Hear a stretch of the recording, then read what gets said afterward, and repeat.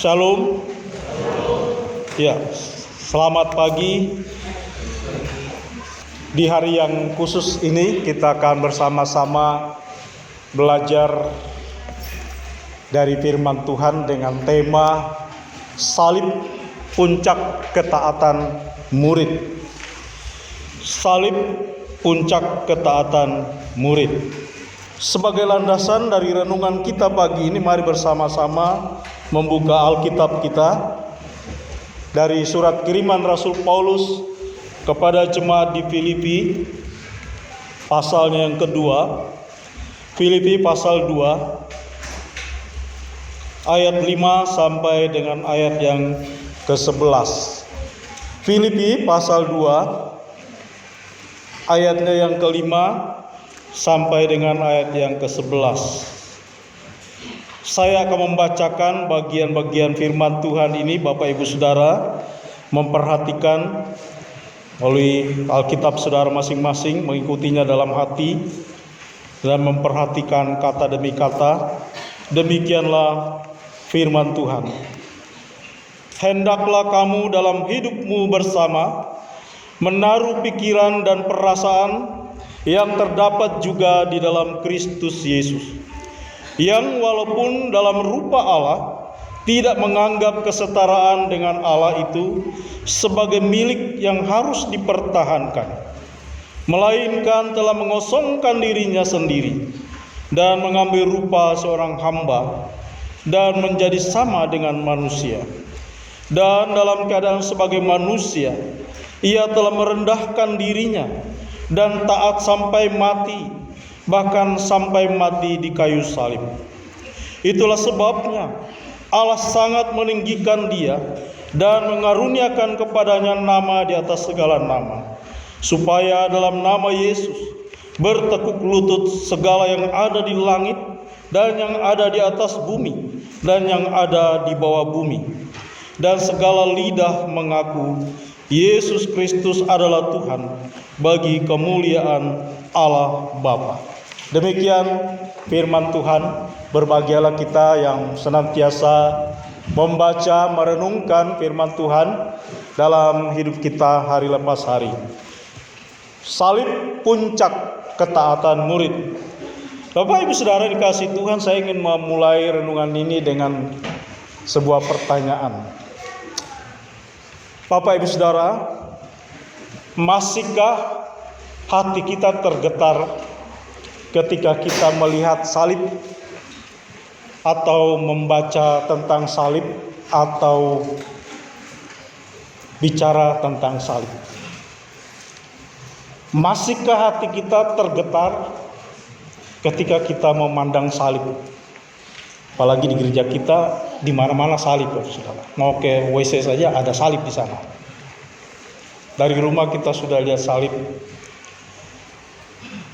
Tetapi pertanyaan yang penting adalah, masihkah hati kita tergetar ketika kita memandang salib itu? Atau apakah karena sudah terbiasa melihat salib, lalu kita anggap sebagai hal yang biasa saja? Padahal salib itu adalah puncak dari karya Kristus yang datang ke dalam dunia untuk menyelamatkan orang-orang berdosa,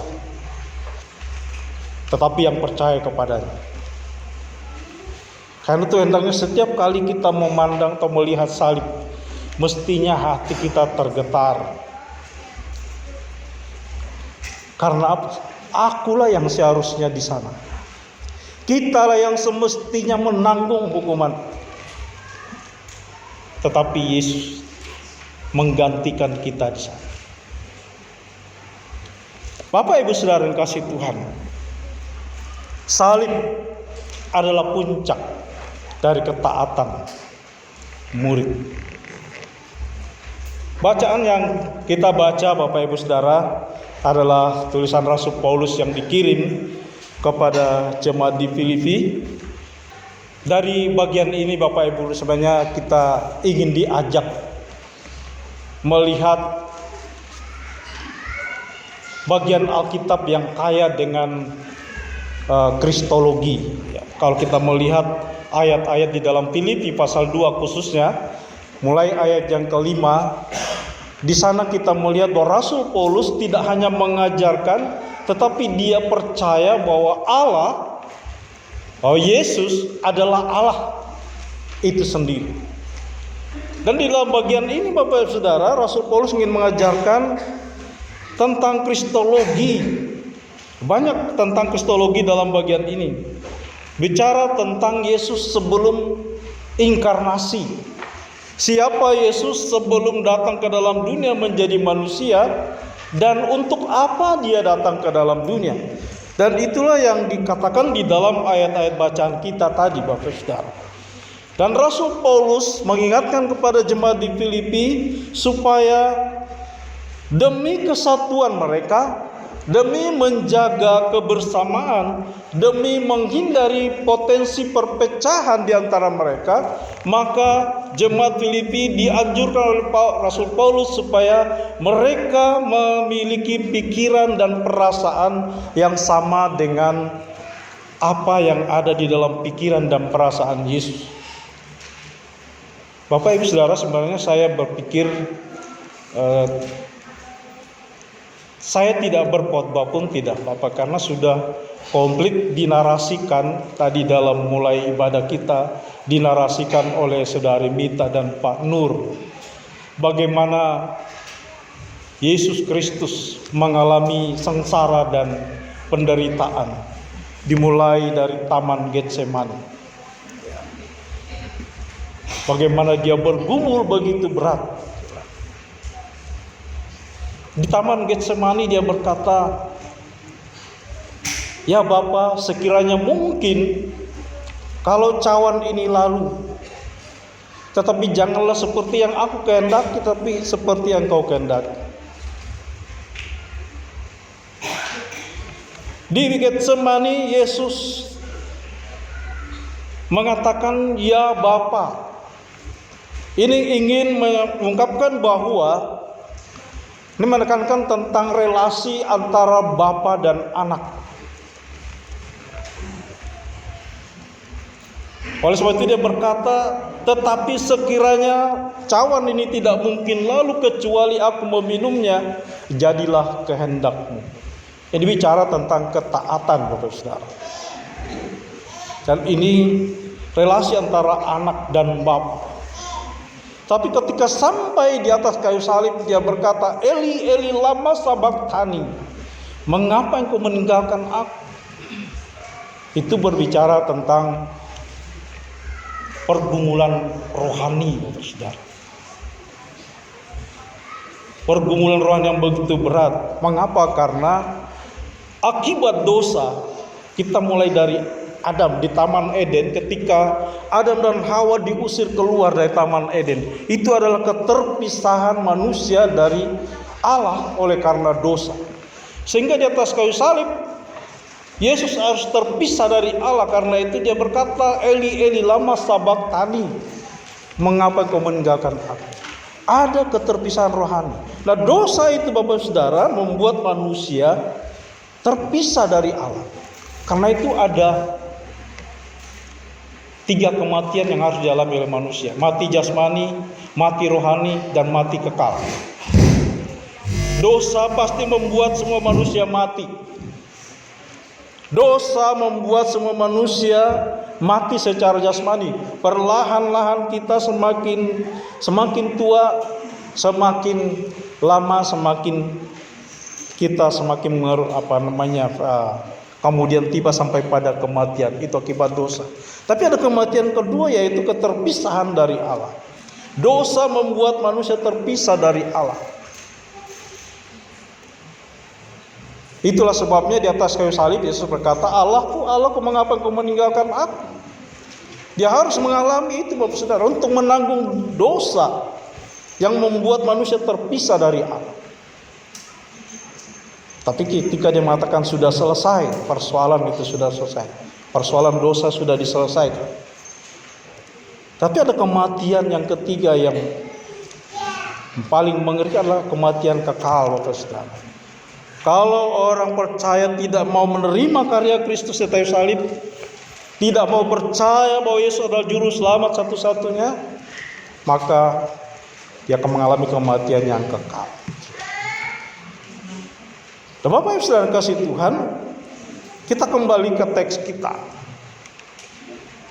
Siapa sebenarnya Yesus yang rela sampai harus mati di atas kayu salib? Dalam bagian bacaan kita Filipi 2, khususnya Rasul Paulus mengajarkan begitu luar biasa.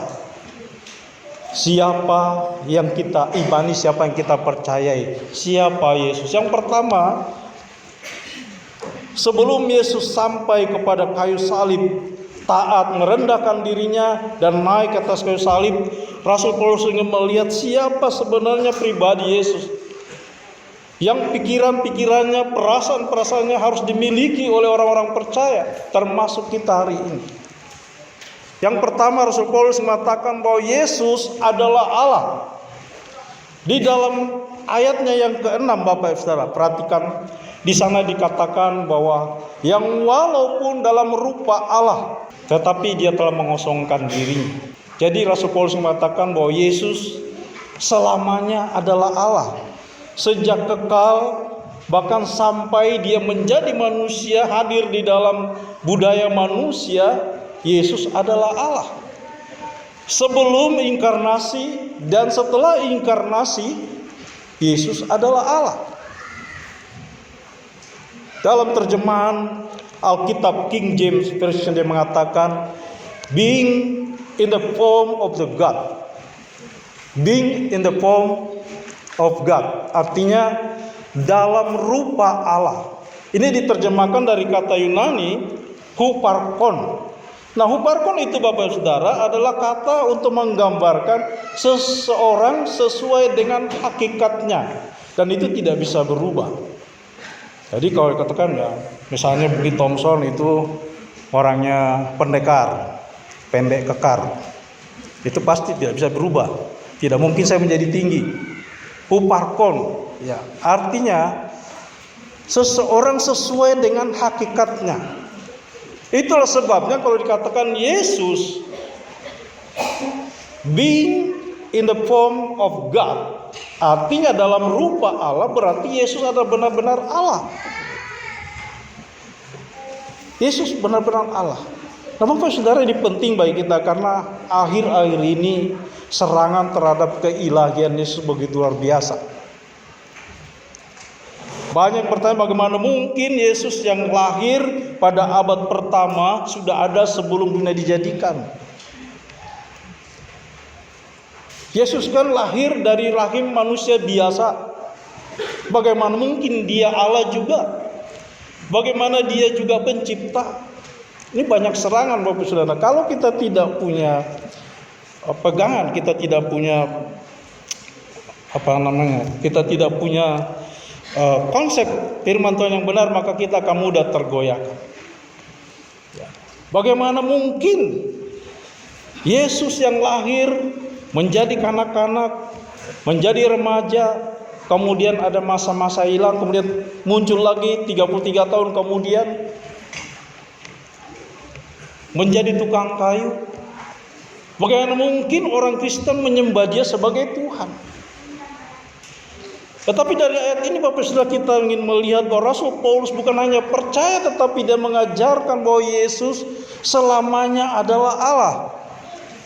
Yesus sebelum dan sesudah inkarnasi dia adalah Allah.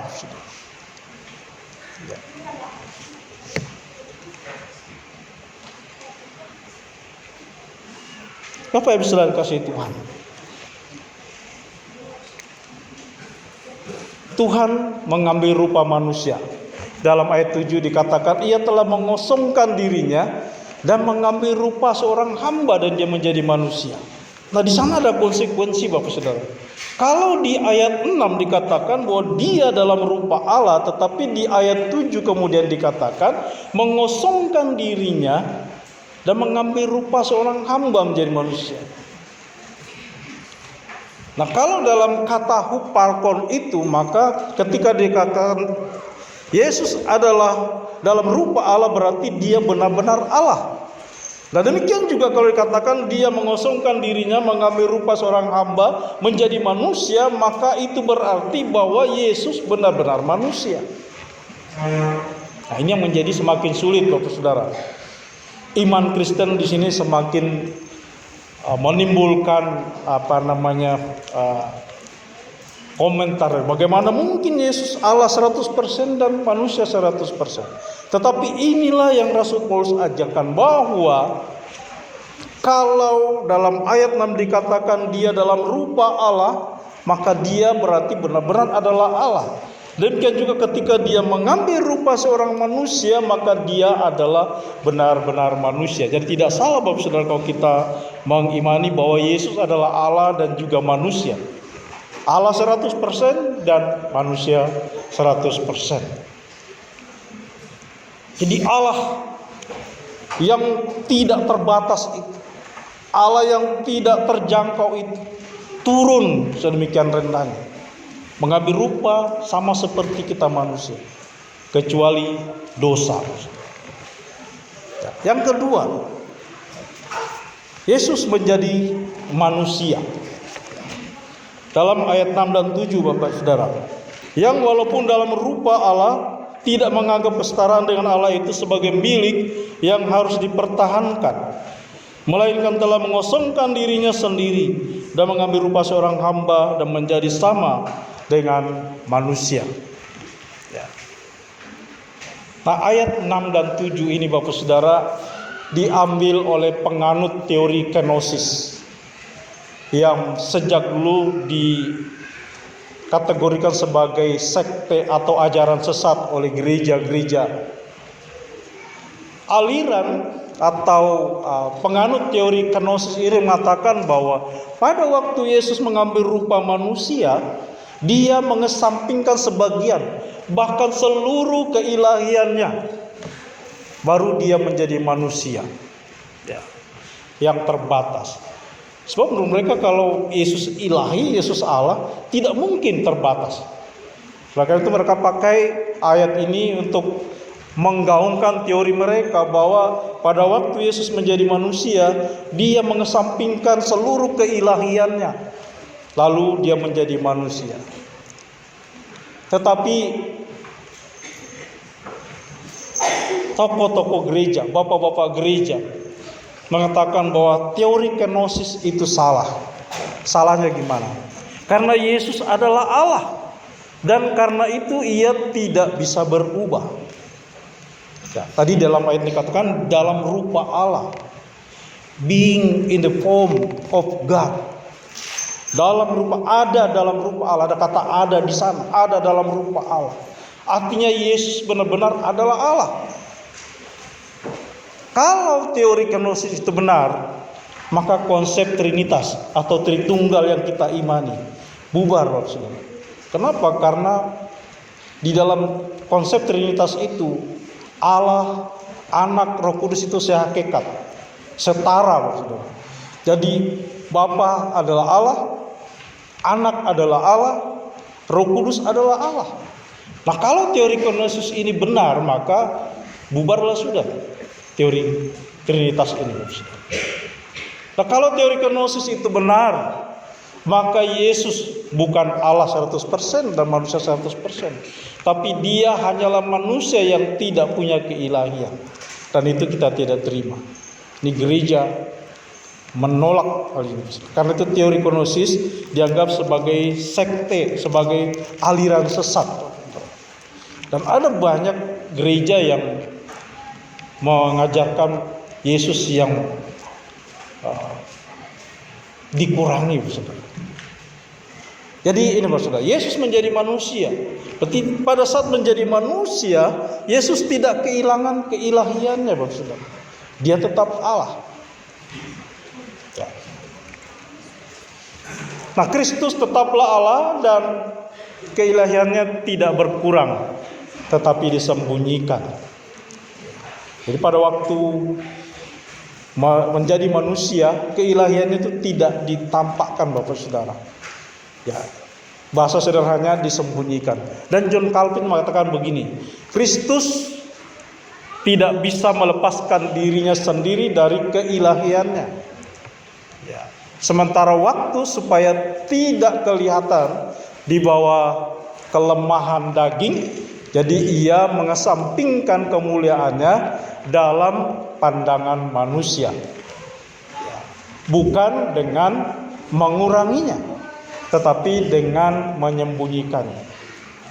John Calvin yang adalah pendiri gereja-gereja Calvinis mengatakan demikian, bahwa pada waktu Yesus menjadi manusia, dia tidak kehilangan keilahiannya. Hanya saja yang lebih ditonjolkan itu adalah sisi kemanusiaannya. Jadi Yesus tetap Allah. Kristus direndahkan, atau tepatnya merendahkan diri dengan mengambil atau menambahkan pada hakikat dirinya manusia. Itu dikatakan dia mengosongkan dirinya, mengambil rupa seorang hamba menjadi manusia.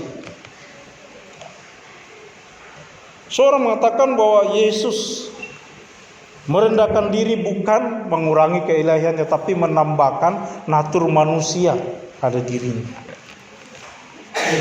Bisa diilustrasikan kalau seorang kaya, seorang saudagar atau seorang dari kota ingin hidup di desa dengan mengganti pakaian seperti orang desa, maka sebenarnya tidak mengurangi bahwa dia adalah orang kaya, dia adalah orang kota, saudara. Itu ilustrasi sederhana. Jadi waktu Yesus menjadi manusia, dia tetap Allah, meskipun dia menambahkan natur manusia pada dirinya. Ini hal yang penting bagi kita, saudara. Ketiga, Yesus merendahkan diri, lalu taat sampai mati, bahkan sampai mati di kayu salib.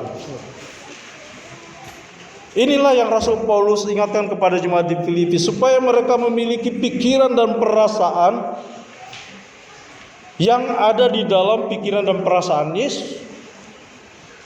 Karena waktu jemaat itu ada potensi perpecahan, Bapak Saudara. Filipi itu adalah koloni wilayah dari Roma dan menjadi kota persinggahan. Dan ada berbagai macam hal, ya, multi etnis, multi culture, macam-macam. Dan itu sangat mempunyai potensi untuk mengalami perpecahan di dalam jemaat itu. Karena itu dia memulai dengan jadi dalam Kristus ada nasihat dan sebagainya. Dan mengatakan hendaklah kamu memiliki perasaan, pikiran seperti yang ada di dalam Kristus. Yang mana? Yang walaupun dalam rupa Allah tidak menganggap kesetaraan itu menjadi satu yang harus dipertahankan. Ini artinya Rasul mendorong orang percaya, termasuk kita hari ini, demi keutuhan komunitas, demi persatuan, maka sangat dibutuhkan kerendahan hati. Merendahkan hati sampai serendah-rendahnya, Bapak Saudara. Dunia mengajarkan kita bahwa kita harus semakin tinggi, kita harus berprestasi semakin tinggi supaya kita semakin dimuliakan. Tetapi Injil mengajarkan kita justru kemuliaan itu didapat ketika kita semakin rendah, semakin merendahkan diri kita, mengorbankan kepentingan kita untuk orang lain. Ini yang dikerjakan oleh Yesus di atas kayu salib. Di Getsemani dia bergumul begitu berat, sekiranya mungkin cawan ini lalu. Betapa beratnya sehingga Yesus pun sebenarnya mengajukan pilihan. Tapi tidak berhenti sampai di situ, dia berkata, tetapi kalau cawan ini tidak mungkin lalu kecuali aku meminumnya, jadilah kehendak. Inilah kerendahan hati dalam tindakan. Dan Rasul Paulus mau semua orang percaya termasuk kita hari ini memiliki hal yang seperti demikian. Mungkin saja dalam komunitas kita dituntut merendahkan diri, bahkan rela mengorbankan kepentingan pribadi kita demi kepentingan orang lain. Karena Paulus katakan, hendaklah masing-masing memikirkan kepentingan orang lain, bukan memikirkan kepentingan sendiri. Ini yang dikerjakan oleh Yesus sampai pada puncaknya di atas kayu salib. Itulah sebabnya Allah sangat meninggikan di dalam ayat 9 sampai ayat 11. Katakan ketika Yesus merendahkan dirinya bahkan taat sampai mati di atas kayu salib, sehingga Allah Bapa begitu meninggikannya, mengaruniakan nama Yesus, dan dengan nama Yesus itu semua orang akan bertekuk lutut mengaku bahwa Yesus adalah Tuhan dan Juru Selamat. Tapi saudara, sebagian dari peninggian atau pemuliaan itu sudah terjadi ketika Yesus bangkit. Di hari ketiga ketika kematiannya dia bangkit, lalu 40 hari kemudian dia naik ke surga. Sebenarnya sebagian pemuliaan itu yang dimaksud dalam ayat 10 dan 11 ini sudah terjadi. Tetapi secara keseluruhan nanti di dalam ayat 10 dan 11 ini terjadi ketika dia datang kembali untuk kedua kalinya. Waktu Yesus datang kedua kalinya, maka apa yang dikatakan di dalam ayat 10 dan 11, semua lutut akan bertekuk dan lidah mengaku bahwa Yesus adalah Tuhan. Terjadi ketika Yesus datang untuk kedua kalinya.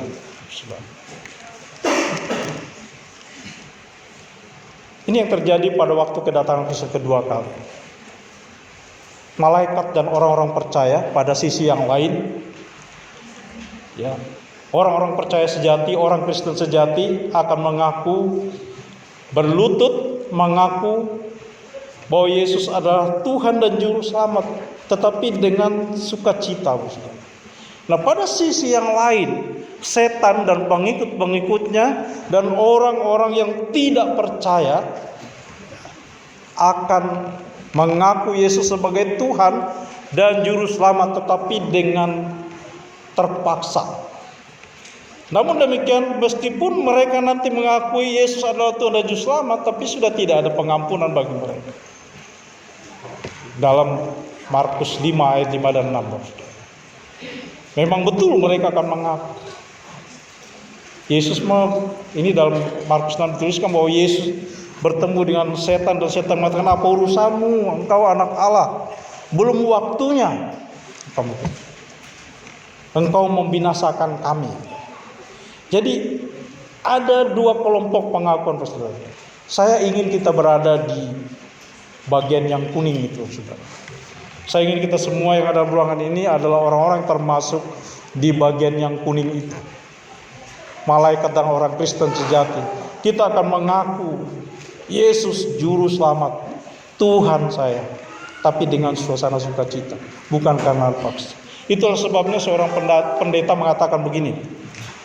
Karena itu, kalau saat ini saudara bukan orang Kristen sejati, daripada saudara dipaksa untuk berlutut dan mengaku Yesus sebagai Tuhan pada akhir zaman, berlututlah di depan Yesus dan akuilah dia sebagai Tuhan dengan suka rela pada saat ini juga.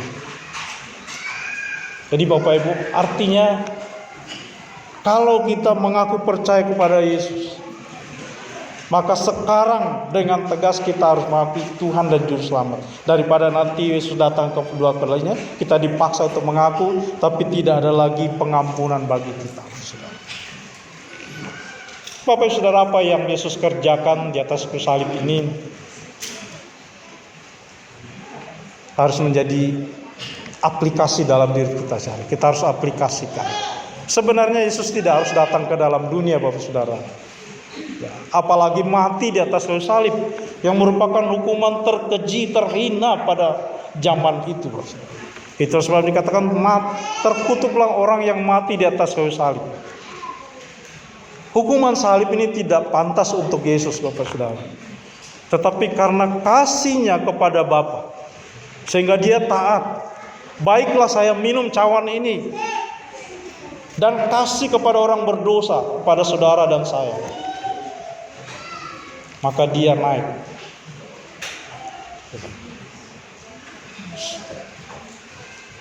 Harusnya menjadi aplikatif dalam kehidupan kita setiap saat, setiap hari. Ini menjadi pola, ya. Pola kerendahan hati yang Yesus teladankan mestinya menjadi pola dalam hidup kita orang-orang percaya. Kerendahan hati Kristen berarti menyingkirkan segala hak istimewa yang kita pikir adalah milik kita. Nah, Bapak, sudah banyak kali dalam relasi kita dengan orang lain, dalam komunitas, tidak terkecuali di gereja, seringkali hak-hak pribadi kita itu seringkali menjadi sesuatu yang menghalangi kita untuk menjadi sesama bagi sesama kita. Kita mempertahankan apa yang menjadi hak kita. Tetapi Rasul Paulus mengingatkan, Yesus yang adalah Allah tidak menganggap kesetaraan dengan Allah itu sebagai sesuatu yang harus dipertahankan. Dia justru merendahkan diri, mengambil rupa. Ini pola, saudara. Itu berarti kerendahan hati, berarti bersedia mengutamakan kepentingan orang lain daripada kepentingan diri sendiri. Dan ini tidak mudah, Bapak Saudara. Jujur saja, kita lebih mengedepankan kepentingan diri sendiri dibanding kepentingan orang lain. Itulah manusia, inilah kita, Bapak Saudara.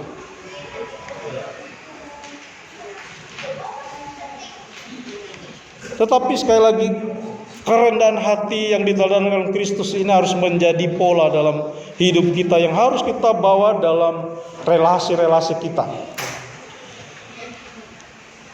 Dunia kita mengajarkan bahwa kita harus menegaskan diri, mencari pengakuan, membela hak-hak kita. Tetapi Injil mengajarkan kita harus menyangkal diri, memikul salib, mengikut Dia. Yesus katakan, barang siapa mau ikut aku, dia harus menyangkal dirinya, memikul salibnya, lalu mengikut aku. Karena itu Bapak Ibu Saudara, apa yang harus kita bawa dalam hidup kita? Momentum Jumat Agung ini apa yang harus kita bawa dalam diri kita? Yaitu kerendahan diri, kerendahan hati, taat sampai kita berada di titik yang paling rendah. Karena justru pada saat itulah kita akan mendapat kemuliaan. Bagaimana kita mengaplikasikannya dalam hidup kita? Kalau kita bawa ke dalam rumah tangga, Bapak Saudara.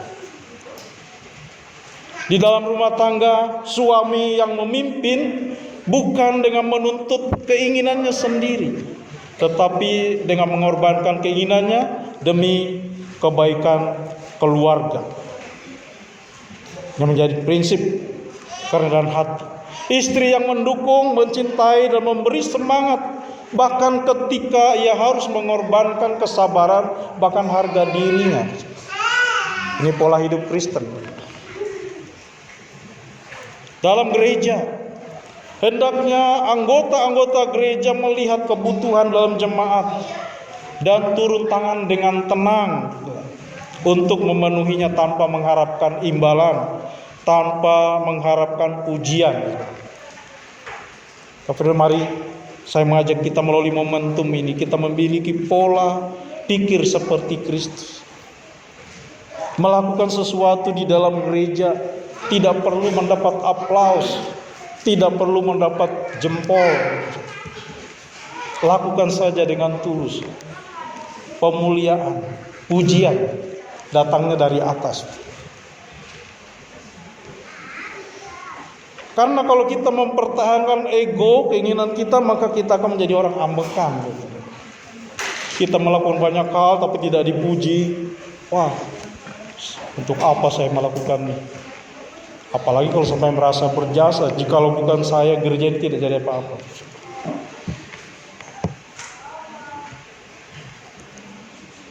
Rasul Paulus ingin kita memiliki pola pikir seperti Kristus. Mengorbankan hak untuk kepentingan orang lain. Dalam gereja hendaknya orang-orang percaya menjadi orang yang bisa memaafkan kesalahan orang lain, bukan orang-orang menyimpan kepahitan terhadap sesama. Jika ada di antara Bapak Ibu yang masih menyimpan kepahitan, selepas ibadah Jumat Agung ini, selesaikan. Karena kalau tidak demikian, maka makna salib itu akan hilang maknanya. Tadi di awal saya tanya, karena itu terlalu seringnya kita melihat salib, terlalu seringnya kita bicara soal salib, bahkan kita bawa kemana-mana, sehingga makna yang paling penting di sana hilang. Itu adalah bukti ketaatan, kerendahan hati, mementingkan kepentingan orang lain. Tetapi ini tidak mudah, ini sulit sekali. Mengorbankan kepentingan diri sendiri untuk kepentingan orang lain itu tidak mudah.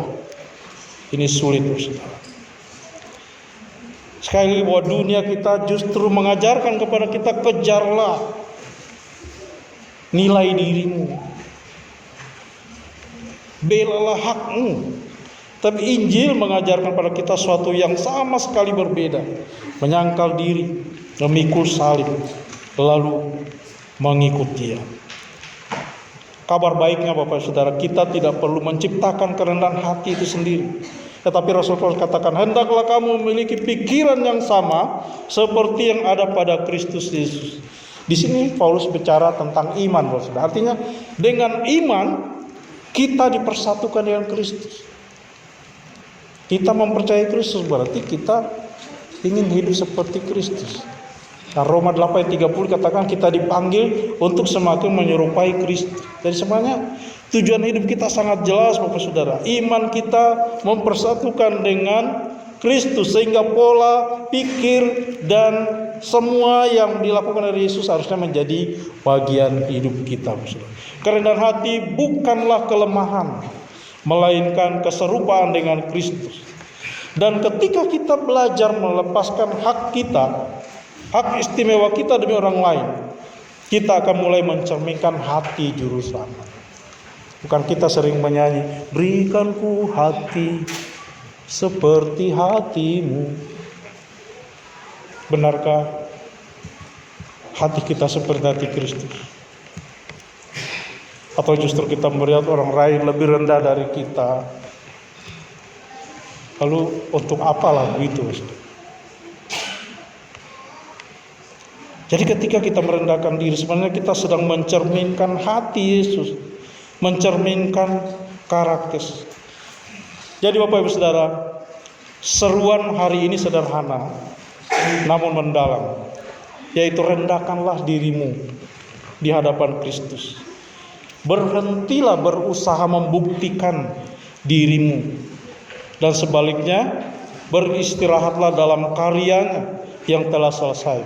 Ketika Dia mengatakan sudah selesai, tetelestai, selesai. Dan ketika Dia menundukkan dirinya, selesai.